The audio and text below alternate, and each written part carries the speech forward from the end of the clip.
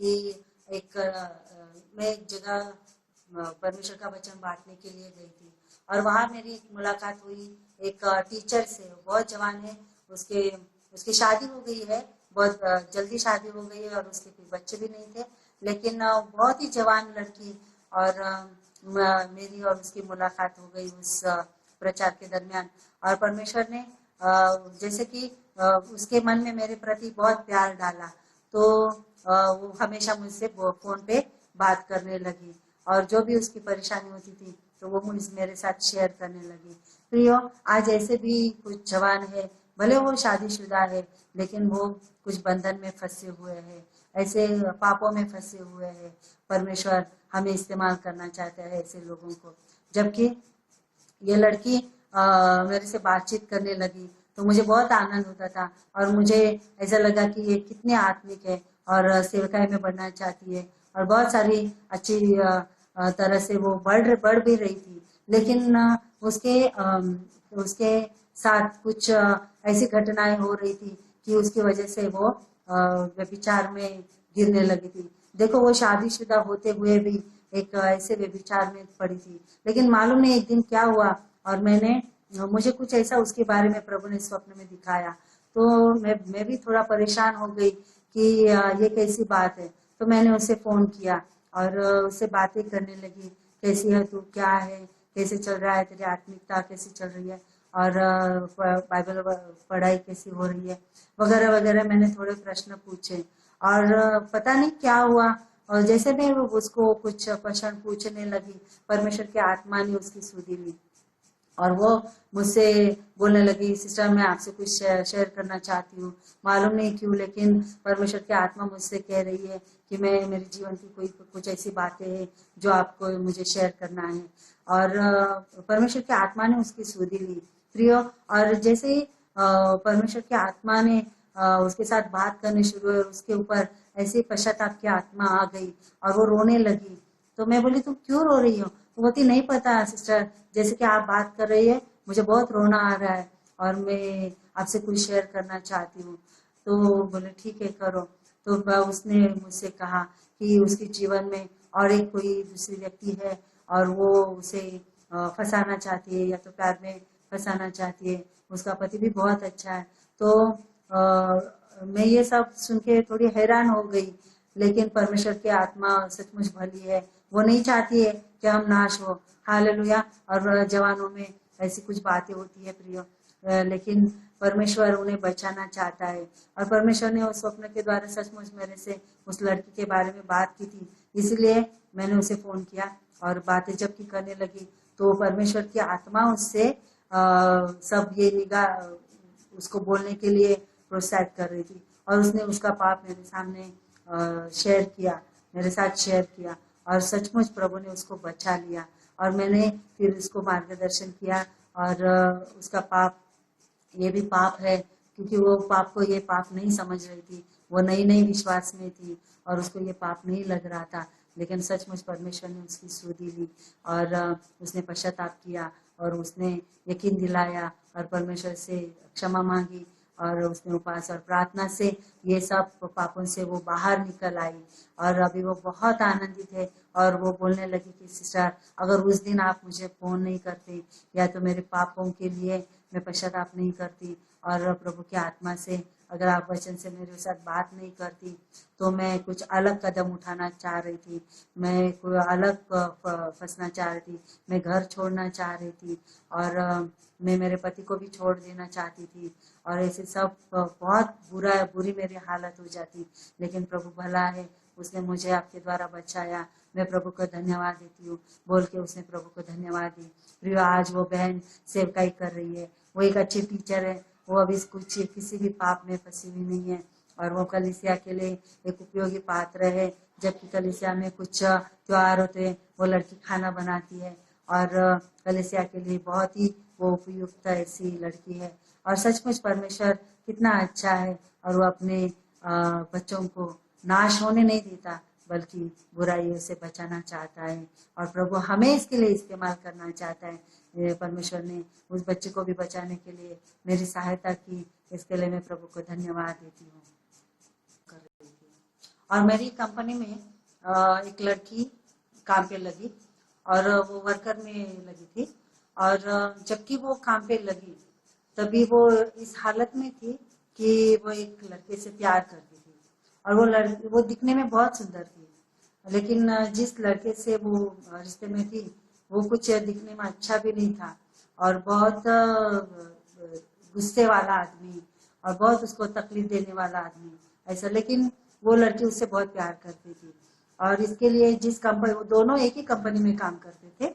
और इसके लिए जबकि कंपनी को मालिक को मालूम पड़ा कि ये दोनों का चल रहा है, तो उसने क्या किया, ये लड़की को काम से निकाल दिया क्योंकि वो लड़का बहुत अच्छे इसमें था, इंजीनियर कुछ था, वो कारागिर था। अच्छा, तो इसके लिए उसको रखा और ये लड़की को काम से निकाल दिया। और वो जो लड़का था उसका मामा हमारी कंपनी में काम करता था, इसलिए वो मामा ने ये लड़की को हमारी कंपनी में लेके आया। और मेरी केबिन के बाहर की बाजू में ही सब वर्कर काम करते थे, तो उसमें ये लड़की भी शामिल थी।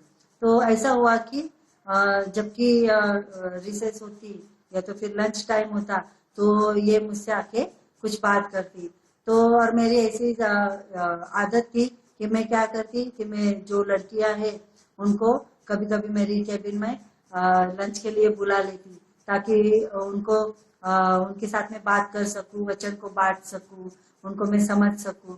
इसके लिए मैं उनको कभी बुला लेती। तो उनको भी बहुत अच्छा लगता है, अरे मैडम हमें केबिन में खाना खाने के लिए बुलाती है, तो वो भी बहुत आनंदित हो जाते और मेरे साथ खाना खाने को मेरे केबिन में आते। तो ऐसे मैंने ये लड़की से भी बात की थी। और मैं उसके साथ जबकि हम लोग लंच के टाइम में खाते खाते में वचन से कुछ बात करती थी तो उसको बहुत अच्छा लगने लगा। और वो हमेशा वचन सुनने के लिए जैसे तरसती थी और बोलती थी, मैडम मुझे बहुत अच्छा लगता है मैं आपसे जब सुनती हूँ। और ऐसा सुन सुन के कुछ 1 महीना हो गया और ये इस लड़की को ये वचन सुनने के कारण उसके ऊपर परमेश्वर का भय आने लगा और उसको ऐसा अंदर से परमेश्वर की आत्मा बात करने लगी कि जो भी तू कर रही है वो पाप है। और एक दिन ऐसा हुआ कि लाइट नहीं थी और मैं मेरे केबिन में मेरे काम कर रही थी, तो लाइट नहीं है, उनके पास कुछ भी काम नहीं था, लाइट के बिना तो वो काम नहीं कर सकते। तो ये लड़की मेरे केबिन में आ गई और मुझसे बोली कि मैडम मुझे आपसे कुछ बात करना है। तो मैं बोली करो, मुझे लगा काम के बारे में कुछ होगा, कोई तकलीफ दे रहा होगा वगैरह, ऐसा कुछ होगा। लेकिन वो लड़की बोलने लगी कि सिस्टर मैं बहुत पाप में हूँ, मैं व्यभिचार में हूँ, मैं एक लड़के से प्यार करती हूँ और वो बिल्कुल भी अच्छा नहीं है, फिर भी वो मुझे अच्छा लगता है। और ये लड़की भी हिंदू थी, वो भी हिंदू ही था, लेकिन फिर भी बोली मुझे क्या मैं ये करना अच्छा है या तो फिर क्या मैं कंटिन्यू कर सकती हूँ। तो अभी मैं क्या बोलूँ उसको, मुझे भी समझ में नहीं आया उस वक्त में। लेकिन मैंने एक बोला कि ये यानी कि पाप है या तो फिर तेरे घर में मालूम है क्या, घर से हुआ है क्या? तो बोली नहीं, मैंने ही चुन लिया है। तो ऐसा ये रोज उसे मिलने जाती, सुबह शाम घर से बोल के आती कि और टाइम है, घर से जल्दी निकलती कि आज ज्यादा काम है, ऐसा करके वो घर में फंसा के ये लड़की के साथ सुबह शाम घूमती थी और काम भी करती थी। तो मैं बोली ये तो पाप है ना, तो अपने माँ बाप से फंसा रही है, तो ये पाप है। और ये शादी के पहला ये सब रिश्ते में रहना ये भी पाप है। तो उसको बहुत भय आया था परमेश्वर का और वो बोले, वो रोने लगी और बोले अभी मैं क्या करूं, मैं कैसे छूटू यहाँ से। तो मैं और बोले मैं तो इससे ही शादी करना चाहती हूँ। तो बोले ठीक है। तो ये हमारी कंपनी में एक लड़की थी, तो एक कलिसिया में जाती थी, उसकी कलिसिया इसके घर के बगल में यानी कि थोड़े नजदीकी थी। तो मैंने उसको बोला कि देख तू उसको लड़की को बुलाया और उसको बोला कि देख तू कलिसिया जिस कलिसिया में जाती है उस कलिसिया में इसको भी लेके जाना और दोनों एक साथ कलिसिया जाना, तो ये वचन में थोड़ा बढ़ेगी और परमेश्वर इसकी जरूर सहायता करेगा। ऐसा बोल के मैंने उसको उसके साथ कलिसिया में ज्वाइन करने को कहा और वो लड़की जाने लगी और उसको प्रभु में और बढ़ने लगी। तो एक दिन क्या हुआ, उसने उस लड़के से कहा देखो मैं हम लोग तो यहाँ वहां घूमते रहते, तो चलो मैं तुम्हें एक जगह लेके जाती हूँ। और ये लड़की उसको चर्च लेके गई संडे के दिन। और जैसे वो लड़का चर्च में गया तभी उसने कुछ नहीं बोला। और उसको मालूम पड़ा कि ये चर्च है और ये अभी हिंदुओं के चर्च में जा रही है, बाइबल पढ़ रही है। और वो चुपके चुपके बाइबल भी पढ़ती थी, उसके बैग में ही रखती थी और सोने के टाइम तकिया के नीचे रखती थी और रात को उठ के वो पढ़ती थी। तो ऐसा सब चल रहा था। और ये लड़की को जबकि मालूम पड़ा ये क्रिश्चियन होने लगी है, ये तो बाइबल पढ़ने लगी और एक चर्च जाने लगी, तो वो लड़के ने क्या किया, चर्च छूटने के बाद जबकि वो लोग बाहर निकले, रास्ते में ही उस लड़की को वो मारने लगा। उसके बाल खींचे, उसको के लगाए, उसको बहुत मारा रास्ते में, बस स्टॉप के ऊपर। और ये लड़की बोले अरे ये तो अच्छी जगह है, चर्च क्या बुरी जगह है, कितने अच्छे वचन सुनाते हैं। बोले अच्छा तो हिंदू होके तू क्रिश्चियन बन रही है और तू अभी बाइबल पढ़ेगी, चर्च में जाएगी, ऐसा बोल के उसने उसको रास्ते में ही बस स्टॉप के ऊपर बहुत मारा। और कैसे वैसे वो अपने घर चली गई। दूसरे दिन जब वो कंपनी में आई तो मेरे ऑफिस में आई और बोली कि मैडम ऐसा ऐसा हुआ। तो मैं तो बहुत हैरान रही, बोला अरे ये कैसा लड़का है, अभी तो शादी भी नहीं हुई, एंगेजमेंट भी नहीं हुई, कुछ भी नहीं हुआ, सिर्फ पहचाने और वो इस रास्ते में मारने लगा। तो मैंने उसको समझाया देख अगर अभी वो तेरे ऊपर इतना हक जता रहा है, इतना मार रहा है, तो आगे को जाके वो क्या करेगा, तुझे मुझे नहीं लगता वो अच्छे से संभालेगा। तो उसने मुझे उसको फोटो भी दिखाई थी। तो बोले ये कितना कितना गंदा दिखता है और कितना भयानक दिखता है, कितना गुस्से वाला आदमी है, तो कैसे उसके साथ रहेगी। तो फिर भी निर्णय तेरा है, परमेश्वर तेरी सहायता करेगा। और मैंने उसके लिए प्रार्थना की। उसके दिन में उस बहन को और एक जो मसीह बहन थी उसको मैंने बुलाया, हम तीनों ने मिलके रिसर्च अपना लंच टाइम में उसको उसके लिए प्रार्थना की। और ये लड़की को इतना परमेश्वर ने सामर्थ दिया कि वो इतनी बोल्ड हो गई और वो बोली कि मैं अभी जाके उसको आज ही मैं उसको ना बोलूंगी कि मुझे तेरे साथ रिश्ते में नहीं रहना है। देखो इसके लिए भी एक धैर्य की जरूरत होती है। और उसको मालूम था अगर मैं उसको ना बोलूंगी तो उसका परिणाम कुछ अच्छा नहीं होगा, उसका परिणाम थोड़ा बुरा ही होने वाला है, बल्कि उसको बहुत भोगना पड़ेगा और वो लड़का नहीं पता क्या करेगा। इसके लिए वो, लेकिन फिर भी परमेश्वर ने उसको इतना सामर्थ्य दी कि वो बहुत बोल्ड हो गई और बोली नहीं मैं मुझे ये सब नहीं चाहिए, मैं इस पाप में नहीं रहना चाहती हूँ। और ऐसा बोल के उसने उस लड़के के साथ, जबकि उसी शाम में उसने उसको मिली और उसको उसका जो उसने मोबाइल दिया था वो उसको दे दिया, जितने भी उसकी वस्तुएं थी वो उसने रिटर्न दी और बोली मुझे आज से तुम्हारे साथ कोई रिश्ते में नहीं रहना है। और उसके एक निमित्त भी अच्छा था कि उसने उसको रास्ते में मारा और इतना तकलीफ दिया और ये ऐसा बर्ताव उसके साथ अच्छा नहीं किया। वो लड़का सॉरी सॉरी बोलने लगा, फिर भी अभी ये लड़की बहुत उसके निर्णय में स्ट्रांग थी क्योंकि वो अच्छा मौका था उसको उसको छोड़ने के लिए। और परमेश्वर ने ये लड़की की सहायता की और उसने ना बोला और उसको सब चीजें देखे वो लड़की घर चली गई। दूसरे दिन जबकि वो आई, ये जो मामा उसका था हमारी कंपनी में, उसने उस मामा के साथ पास फोन करवाया और उसको बोला फोन के ऊपर कि तुझे क्या लगता है, तूने मुझे छोड़ दिया, तू ऐसे रहेगी, देख मैं तेरे मुंह पे एसिड फेंकूंगा और तुझे विद्रुप कर दूंगा और तू किसी के साथ शादी करने के लायक नहीं रहेगी और मैं तुझे ऐसी सजा दूंगा, मैं क्या अभी देख मैं क्या करता हूँ बोल के उसने उसको बहुत बड़ी धमकी दी। और ये लड़की बहुत डर गई और डर के मारे वापस वो मेरे पास आई और बोले मैडम देखो उसने ऐसा ऐसा मुझे धमकी दिया है अभी, और वो ऐसा आदमी है, वो जो बोलता है वो करता है, तो क्या वो मेरे ऊपर एसिड फेंकेगा और मेरा मुंह पूरा वो जला डालेगा, ऐसे वो कह रहा है। तो मैं बोली कोई बात नहीं, देखो तुम डरो मत, परमेश्वर हमारे साथ है। तो मैं भी थोड़े सोच में पड़ गई कि परमेश्वर अभी मैं कैसे ये समस्या को हल करूं, ये तो बहुत बड़ी समस्या थी और पता नहीं आगे क्या होगा। लेकिन फिर मैंने प्रार्थना की मन ही मन परमेश्वर से, ज्ञान बुद्धि मांगी प्रभु, मैं बोल मैं अभी क्या करूं। क्योंकि उस लड़के ने क्या किया था, एक दिन मुझे भी फोन किया और क्योंकि इसने बताया कि हमारी मैडम हमें ये सब बताती है, वो हमें वचन से बात करती है, तो उसने मुझे मेरे कंपनी की फोन पे फोन किया क्योंकि उसके पास मेरा मोबाइल नहीं था, कंपनी का फोन उसने मामा के पास से लिया और मेरी केबिन में मेरे टेबल का फोन लगाया और मुझसे वो बातें करने लगा। और वो मुझे बोला मैडम आप कंपनी में काम करने आती है कि वचन सुनाने आती हो, और क्या धर्म परिवर्तन करने के लिए आती हो, ऐसा वैसा मुझे बोला। तो मैं समझ गई ये लड़का वही है। मैंने उससे उसको मेरे भी आवाज बढ़ाई और मैं बोले, "ए, कौन है तू? चल, मैं तेरा नंबर मेरे कॉलर आईडी पे आ गया है, मैं तुझे अभी कंप्लेंट करती हूँ कि ये मुझे फोन पे धमकाता है और मेरे साथ गलत बात करता है बोल के मैं अभी तेरी कंप्लेंट करती हूँ, खबरदार वापस से अगर इस फोन पे फोन किया तो।" और ऐसा बोल के, और तू कौन होता है मेरी पर्सनल लाइफ में, मैं कुछ भी करूं, मैं काम करने आऊं, वचन सुनाने आऊं, तुझे क्या करना है, तुझे वचन सुनाया क्या?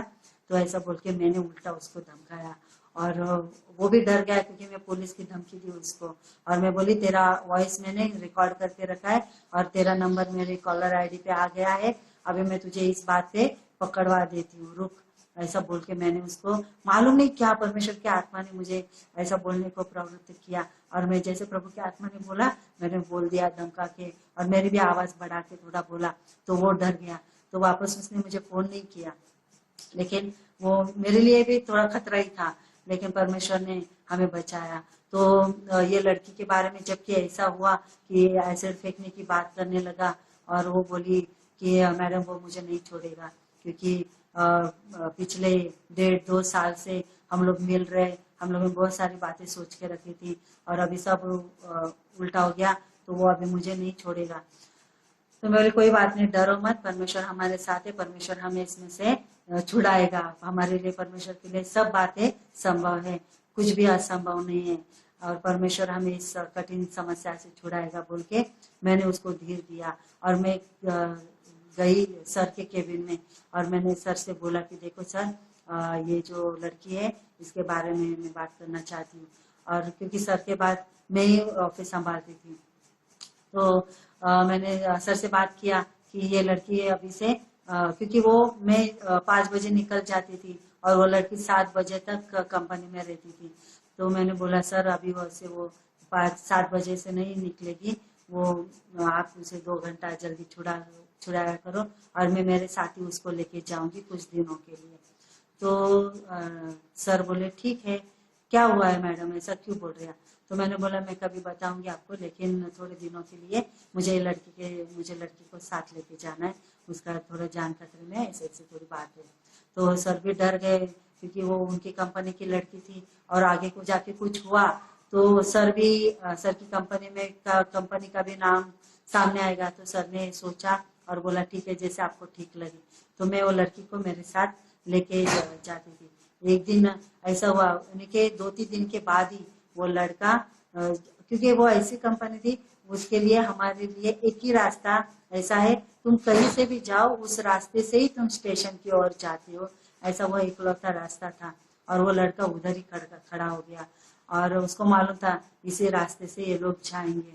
और ये जो मामा था वो बताता था कि वो अभी कंपनी, ये लड़की मैडम के साथ जाती है, तो उसको वो हमारा सब टाइम और ये सब पता था। इसके लिए उसने क्या किया, वो टाइम पे वो जाके रास्ते में खड़ा हो गया और उसके हाथ दोनों खीसे में डाल के उसने हमें, शायद उसके वो जेब में एसिड ही होगा और इसके लिए वो ऐसा खड़ा था। और जबकि ये लड़की ने उसको दूर से देखा तो ये बहुत डर गई, बोली, देखो मैडम वो वहां पे खड़ा है, वो अभी मुझे जरूर तकलीफ, जैसे हम लोग इस रास्ते से सामने से जाएंगे और मैं उसको दिखाई दूंगी वो मेरे ऊपर एसिड फेंकेगा। और हम लोग, तो मैं बोली, कोई बात नहीं, तुम डरो मत, हम परमेश्वर से प्रार्थना करेंगे। हम रोड के एक साइड में दूर खड़े हो गए और मैंने प्रार्थना की, परमेश्वर देख, तू तो परमेश्वर भला है और तू हमारी जान को बख्शता है और तू ऐसे कोई भी चीज नहीं होने देगा। परमेश्वर तू इस लड़के की आंखें अंधी कर ताकि हम लोग सामने से भी जाए उसको दिखाई ना दे, जैसे तूने लूत के टाइम पे किया था, उन लोगों को अंधा कर दिया जो व्यभिचार करने के लिए आए थे। और परमेश्वर, और तूने अपना प्रेरितों के काम में भी तूने वो काम किया है। परमेश्वर तू सब कर सकता है और तेरे लिए कोई भी बात असंभव नहीं है। और परमेश्वर ने सचमुच और ऐसे हमने प्रार्थना की और हम लोग उसी रास्ते से उसके सामने से निकले। हम उसके सामने से भी निकल गए, हम लोग उसे दिखाई नहीं दिए। और वो लड़का 8 दिन कंटिन्यू, जैसे ही हम लोग यहाँ से निकलते थे मामा उसको फोन करता था, ये लोग वहां से निकले हैं, और वो लड़का आके वहां पे खड़ा हो जाता था। और हम लोग उसके सामने से निकल जाते, वो यहाँ वहां देखते रहता, हम लोग उसको दिखाई नहीं देते, और वो कंटाल गया और बोलता अरे कहाँ से जाते ये लोग, शायद दूसरे रास्ते से जाते होंगे और मुझे दिखाई नहीं देते। वो वहां खड़ा रह रह के कंटाल गया और बाद में वो उसको भूल गया, छोड़ दिया और वो निकल गया। ऐसा तो परमेश्वर हमें बचाता है। प्रियो, ऐसे बहुत सारे लोग हैं इस दुनिया में जो ऐसे बहुत सारे संकट में पड़े हुए हैं, और जैसे वो लड़की इस संकट में से निकल गई और परमेश्वर ने उसको अद्भुत रीति से छुड़ाया। वो लड़का परेशान होके उसको बोला, उसने बोला जाने दो, वो लड़की क्या मुझे छोड़ेगी, मैं उसको छोड़ देता हूँ। ऐसा उसने मामा को बोला। फिर मामा भी आके इस लड़की को बोला क्या रे कहाँ से जाती है, हाँ नया रास्ता ढूंढ लिया है क्या, ऐसा बोल के मामा ने भी। तो मैंने उस मामा को बोला कि देखो आपके भी बच्चे हैं, क्या ये लड़की का नाश हो, ऐसे आपको चाहते हैं, भले वो आपका भांजा है लेकिन वो अच्छा नहीं है, आपको भी पता है, क्यों किसी की जिंदगी खराब कर रहे हो। ऐसा बोल के परमेश्वर ने उस मामा के साथ भी मुझे अच्छे से बात करने को धैर्य दिया। मैं प्रभु को धन्यवाद देती हूँ। मैं बोली कि आपके भी बच्चे हैं बेटे, आप दूसरे का बुरा करेंगे आपका भी बुरा होगा। तो उसको ऊपर बहुत भय आया और मैं वचन से बात करने लगी उसके साथ, तो उसके ऊपर परमेश्वर का भय आया प्रियो, और वो भी वो जाने लगी, वो जो दूसरी मसीह बहन थी उसके साथ वो रेगुलर कलीसिया जाने लगी, और वो चुपके से बाइबल भी पढ़ने लगी, और चुपके चुपके वो चर्च जाती थी, लेकिन वो प्रभु में बहुत आगे बढ़ गई। एक दिन ऐसा हुआ कि उसका बाइबल पकड़ा गया, उसके पिताजी ने कि ये क्या पढ़ रही है चुपके, तो उसने देखा कि बाइबल है, उसको बहुत मारा और पीटा, उसको खाना नहीं दिया और घर पे ही बैठा दिया, और वो 8 दिन वो लड़की आई नहीं काम पे। तो मैं सोचने लगी क्या हुआ होगा, तो मैं मेरे सर को बोल के उसके घर पे चली गई कंपनी की ओर से, और देखा तो वो लड़की की हालत बहुत बेकार थी, लेकिन परमेश्वर ने उसमें से भी उसको छुड़ाया। और मैंने उनको बोल दिया कि मैं कंपनी से आई हूँ, क्या आपको लड़की को कंपनी में नहीं भेजना है तो क्या निकाल दे कंपनी से, ऐसा बोल के मैंने थोड़ा आवाज बढ़ा के वहाँ उसके पिताजी से बात किया कि आपको नहीं चाहिए क्या कंपनी में, तो ऐसा 8 दिन नहीं आई बेटी और ऐसा क्यों कर रहे आप, तो हम लोग क्या निकाल दे उसको कंपनी से। बोले नहीं नहीं मैडम आप उसको मत निकालो, मैं कल से काम पे भेजता हूँ।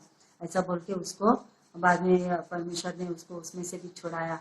तो वो लड़की फिर अगले दिन से काम पे आने लगी और हम लोग और उससे वचन से बातें करने लगे, तो वो प्रभु में बढ़ने लगी और परमेश्वर ने सचमुच उसकी सुधी ली। एक दिन उसके पिताजी बहुत बीमार हो गए, बहुत बीमार हो गए, जैसे कि मरने पर थे। तो ये लड़की ने बोला कि क्या पिताजी मैं आपके लिए प्रार्थना करूं, तो बोले किससे प्रार्थना करेगी, तो बोलती यीशु मसीह है ना जिंदा खुदा, मैं उसे प्रार्थना करूंगी ना तो आप चंगे हो जाएंगे।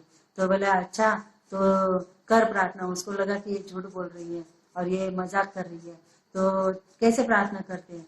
तो ये लड़की ने, क्योंकि वो बीमार था उसके लिए कोई चारा नहीं था, कुछ भी उसकी दवाई नहीं चल रही थी उसके ऊपर, तो ये उसने बोला वो बीमारी में हाँ करो मेरे लिए प्रार्थना।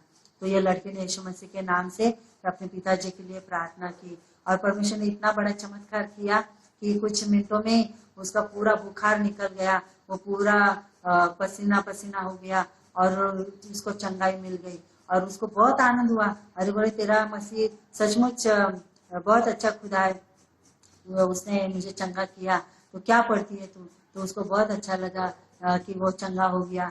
और वो भी थोड़ा, उसने बाद में उसको बाइबल पढ़ने को मना ही नहीं की। उसकी एक बहन थी, उसको शादी करके 8 साल हुए थे, बच्चा नहीं था, तो ये लड़की ने बोला कि मैं, वो एक दिन मैं क्या आ गई तो वो उसके साथ बात करने लगी और ये बोली उसको कि क्या मैं तेरे लिए प्रार्थना करूं, देख यीशु मसीह तुझे बच्चा देगा, अगले साल ही बच्चा देगा। और वो भी बहुत परेशान थी, 8 साल हो गए शादी को, सब उसको, अभी वो हिंदू लोग थे तो आपको पता है कि हिंदू लोगों में तो कितना नीचा देखते हैं जिसको बच्चा नहीं होता है। तो ये लड़के ने बोला हाँ करना प्रार्थना, मुझे तो बच्चा चाहिए। तो लेकिन बोली जय देख अगले साल तुझे अगर बच्चा होगा तो तू और तेरा पति दोनों को चर्च आना है, क्या आएगी क्या, तो बोले हाँ जरूर आऊंगी, पहले मुझे बच्चा तो होने दे। फिर इसने उसके साथ बैठ के प्रार्थना किया और प्रियो परमेश्वर ने इतना बड़ा काम किया, सचमुच वो प्रेग्नेंट रही और अगले साल ही उसको बच्चा हो गया। वो बच्चे को लेके उसके प्रभु की सेवा करती है, क्वायर में है, यूथ में काम करती है। परमेश्वर ऐसे बहुत सारी आत्माएं हैं जो नाश होने पर है लेकिन प्रभु हमें इस्तेमाल करना चाहते हैं। अगर सही समय पर हम उसको वचन नहीं सुनाते तो शायद वो आत्मा नाश हो जाता, लेकिन प्रभु की इच्छा नहीं किसी का नाश हो, बल्कि सबको जीवन मिले, ऐसा प्रभु चाहता है। प्रियो, हमें ऐसे युवकों को ढूंढना है जो कि पाप में जीवन जी रहे। हमें परमेश्वर में उन्हें बढ़ाना है, हमें उन्हें परमेश्वर की रास्ते पर लाना है। और मैं प्रभु को धन्यवाद देती हूँ, प्रभु ने मुझे इस बहन के लिए इस्तेमाल किया। सचमुच प्रभु कितना भला है। हालेलुया। उस बहन का उद्धार ही नहीं और उसका ही नहीं तो उसके पूरे परिवार का भी उद्धार हुआ है, और उसकी शादी भी एक मसीह भाई से हो गई, और वो भी अभी बहुत खुश है। प्रभु उसको बहुत जगह पे इस्तेमाल कर रहा है, और उसकी गवाही बहुत जनों के लिए, बहुत सारे लोगों के लिए आशीषित हुई है। मैं प्रभु का धन्यवाद देती हूँ इस गवाही के लिए, और महिमा उसको ही देती हूँ।